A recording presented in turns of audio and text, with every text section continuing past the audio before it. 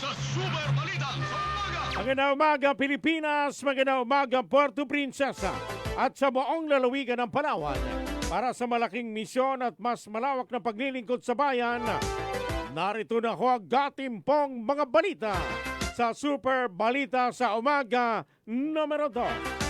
Super Radio Puerto Princesa DYSB. Ito ang balita. Bantay Panahon. Bagyang lumakas ang Tropical Depression Ada o Bagyong Ada habang patuloy itong kumikilos sa silangan ng Mindanao. Tuling namataan yung pong sentro ng bagyo sa layong 385 kilometers Ilagan silangan ng Hinatuan, Surigao del Sur. O nasa 465 kilometers silangan ng Surigao City, Surigao del Norte. Taglay ng bagyo ang lakas ng hangin na umaabot sa 55 km per hour. Malapit sa gitna at bugso ng hangin na umaabot naman sa 70 km per hour. Kumikilos ito northwest sa bilis na 20 km per hour at may malalakas na hangin umaabot naman hanggang 400 kilometers mula sa sentro. Bantay Panahon. Nasa ilalim na ho ng signal number 1 ang ilang bahagi ng Luzon, Visayas at Mindanao, kabilang po yung Sorsogon, Eastern Samar, Northern Samar at mga probinsya sa Surigao. Bantay Panahon. Alas 5:51 na ho ng umaga. Kayo'y nakikinig sa Super Balita sa Umaga.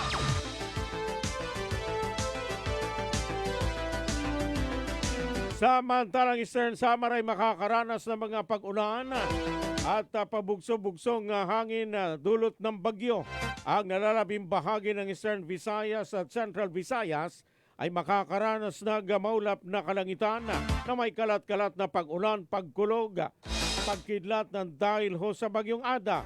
Ang natitirang bahagi ng Visayas, Occidental Mindoro at Palawan, kabilang isla ng Kalayaan ay makakaranas ng bahagyang maulap hanggang sa maulap na kalangitan na may puno-punong pag-ulan, pagkulog, pagkidlat ng dahil ho sa localized thunderstorm. Ang silangang bahagi ng Visayas ay makakaranas ng katamtaman hanggang sa malakas na hangin mula sa Ilagan Silangan hanggang Hilagang Kanluran na may katamtaman hanggang sa maalon na karagatan. Ang natitirang bahagi ng Visayas, Palawan, kasamang isla ng Kalayaan at Occidental Mindoro ay makakaranas ng mahina hanggang sa katamtamang hangin mula sa Ilagan Silangan hanggang Hilaga na may banayad hanggang sa katamtamang alon sa karagatan. Bantay Panahon. Alas 5:52 na ho ng umaga. Kayo'y nakikinig sa Super Balita sa Umaga.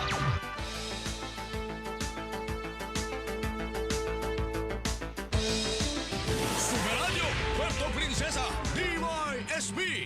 Ito ang balita.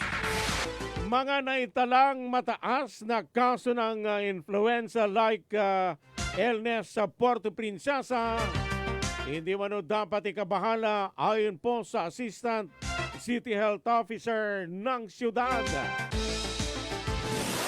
Super Radio Local News. Alamin ho natin ang detalye ng balitang yan si Super Wilmar Abreya. Sa detalye ng balita, pasok! Wala umanong dapat na ikabahala ang mga tagalungsod ng Puerto Princesa sa mga naitatalang kaso ng influenza-like illness sa lungsod ng Puerto Princesa. Ang kay Dr. Dean Palangka, ang Assistant City Health Officer ng syudad, sa ngayon ay pababa na umano ang kaso ng influenza-like illness sa syudad. Ani Palangka nitong 2025 nakapagtala ng 1,163 na kaso ang syudad, kung saan ang kalahati ng kaso ay sa loob ng tatlong huling buwan ng 2025 o mula Oktubre hanggang Disyembre na itala. Bagamat may 3 namatay noong nakalipas na taon dahil sa influenza-like illness, partikular noong buwan ng Agosto. Lahat umano ng mga ito ay may comorbidity at lumala ang kanilang sakit na nauwi sa pulmonya. Samantala ngayong taon ay may isa na ring na italang nasawi sa nasabing sakit. Ako, si Wilmar Abreu ng GMA Super Radio Palawan, dapat totoo. Alas 5:54 na ho ng umaga mga kapuso. Kayo'y patuloy na po nakikinig sa Super Balita sa Umaga numero 2. Kayo'y nakikinig sa Super Balita sa Umaga. Bagong City Health Complex ng Puerto Princesa, nakatakda na hong maging operational sa susunod na linggo. Super Radio Local News. Alamin ho natin ang magandang balitang yan. Ang detalye ho ng magandang balitang yan si Super Wilmar Abreu. Meron pong detalye ng balita. Pasok! Simula sa susunod na linggo ay magiging operational na ang bagong City Health Complex ng lungsod ng Puerto Princesa. Ang kay Dr. Dean Palangka, Assistant City Health Officer sa Nasyudad, simula sa araw ng Lunes ay sa bagong City Health Complex na ang gagawing consultation. Ani Palangka, mas marami na rin ang mga ma-accommodate na mga magpapakonsulta, gayon na rin ang mga doktor dahil sa iisa na lamang ang kanilang lugar, hindi katulad ngayon na hiwa-hiwalay sila na mga doktor. Kasabay nito ay nakatakda na rin gawin ang commissioning ng bagong City Health Complex sa araw ng Lunes. Ako, si Wilmar Abreu ng GMA Super Radio Palawan, dapat totoo. Mga kaibigan, kayo'y nakikinig na sa Super Balita sa Umaga numero 2. Samantala sa iba pang balita, wala manong nangyayaring palakasan sa pag-i-enroll sa social pension ng mga senior citizens sa rehiyon ng Mimaropa, partikular sa lalawigan ng Palawan. Ito ang naging tugon ni Ginoong John Rod Moral, ang DSWD program in charge para sa social pension ng mga senior citizens sa rehiyon. Bunsod sa ilang reklamo na mano'y matagal nang enrolled sa programa, subalit wala pang natatanggap na social pension. Unang-unang proseso naman umano nito ay nagsisimula sa tanggapan ng OSCA bago ito may padala sa tanggapan ng DSWD. Bukod pa riyan, may individual control number ang DSWD upang makita ang kung sino unang aplikante. Tanging kulang lamang man ang pondo para sa mga senior citizen kaya hindi lahat ay po pwedeng tumanggap ng pensyon. Bagamat siya enrolled na sa programa, hindi kaagad-agad sila may sasama sa listahan ng mga tumatanggap ng benepisyo. Dahil kung ano lang ang allotted budget na binigay ng national, iyon lang ang pagkakasyahin ng DSWD. Ayon pa kay Moral, tulad umano dito sa Mimaropa, ang allotted budget ng national sa buong rehiyon ay para lamang sa 206,341 na mga senior citizens sa 5 probinsya. Sa Puerto Princesa, maabot lamang umano sa 12,609 ang mga social pensioner at sa lalawigan ng Palawan sa 23 munisipyo ay mayroon lamang nakalaang budget para sa 55,454 na mga senior citizen. Subalit ayon kay Moral, wala naman umanong dapat ikabahan ang mga senior citizens na wala pang tinatanggap dahil sila naman ay kabilang doon sa mga waitlisted na kung sakaling may namatay, may nag-transfer o may natanggal sa listahan dahil sa napatunayang pensyonado ng SSS o GSIS ay pwede silang ma-accommodate sa mga tatanggap ng social pension.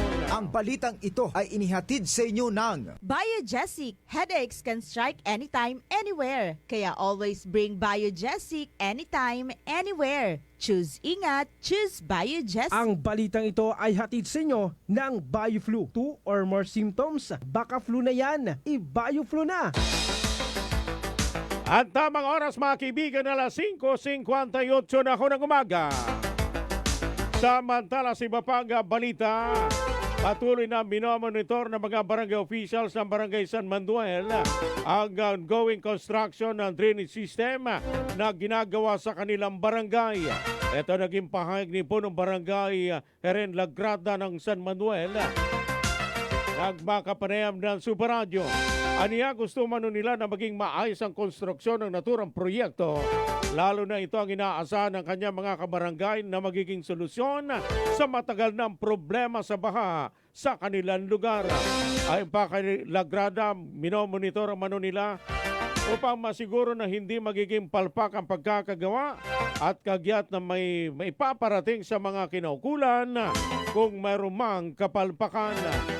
Ang ongoing construction ng flood control project sa Barangay San Manuel na magsisilbing catchment area ay nagkakahalaga ng 131 million pesos. Sa ngayon, sa tulong ng tanggapan ng City Engineering, ay tinitiyak ng barangay at lokal na pamahalaan na magiging maayos ang pagkakagawa ng proyekto. Alas 5:51 na ho ng umaga. Dalawang van nagkabanggaan sa Barangay Binduyan dito po sa siyudad ng Puerto Princesa. Super Radio Police Report. Lamihon natin ang detalye ng balitang yan, si Super Kenneth Calombres sa detalye ng balita.